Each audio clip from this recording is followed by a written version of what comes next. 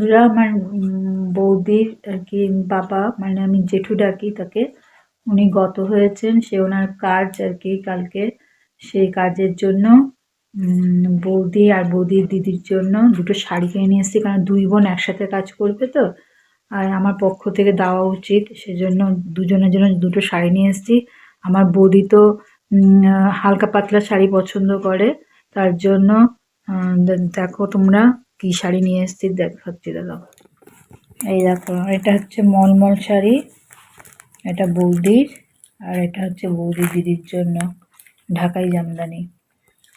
বৌদির দিদি খুব ফর্সা, বৌদিও ফর্সা। এই শাড়িটা খুব সুন্দর। বৌদি একদম মলমল শাড়ি চেয়েছিল, যে মলমল শাড়ি পেয়েছি বলে মলমল শাড়ি নিয়ে এসেছি। শাড়ি দুটো কেমন হয়েছে বলো। এখন আমরা বেরোবো, আমি আমার হাজব্যান্ড, আমার দাদার শ্বশুরের কাজে, মানে মেয়ের দিকে বৌদির দিকের কাজ আর কি, 3 দিনে সে যাবো। ছেলেদের জন্য কি রান্না করে রেখেছি দেখো, ডিম আলুর তরকারি ঝোল আর কি, আর এই যে ভাত, ওরা নিয়ে খেয়ে নেবে। ঠিক আছে, আমি রেডি হয়ে গেছি, চলো এবার।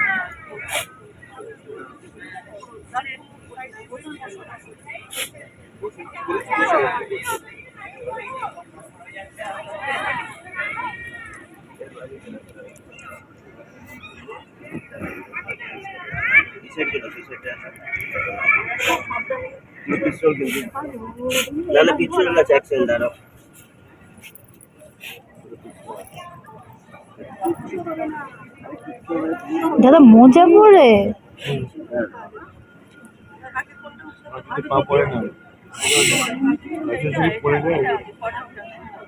আমার দেখাও যাচ্ছে না, আরো ছবি আসছে কিনা।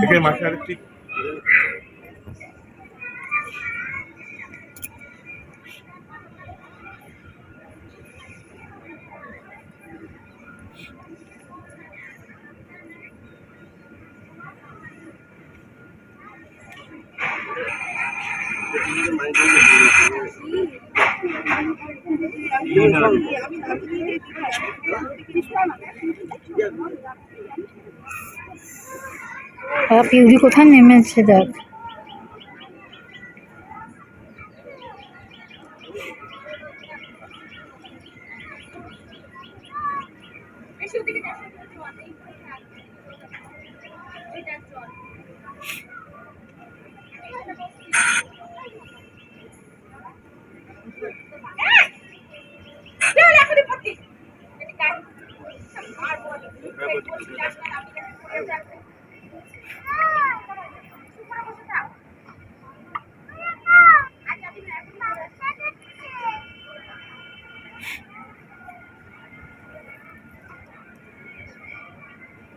বাবা কেমন যাচ্ছে না ওকে।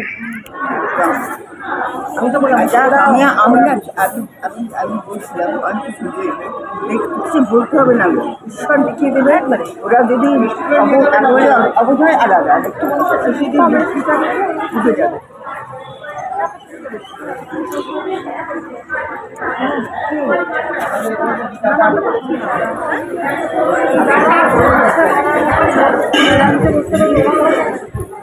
বসে পড়ো, বসে পড়ো, সকালে বসে পড়ো।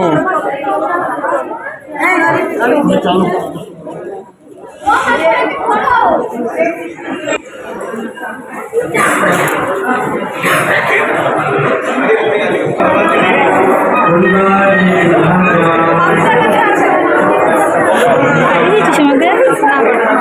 এটা কেন দাঁড়িয়ে বলে এটাকে বলে এটাকে দেখ দাঁড়িয়ে আছে ছবি তুলে নিচ্ছি আমি কেন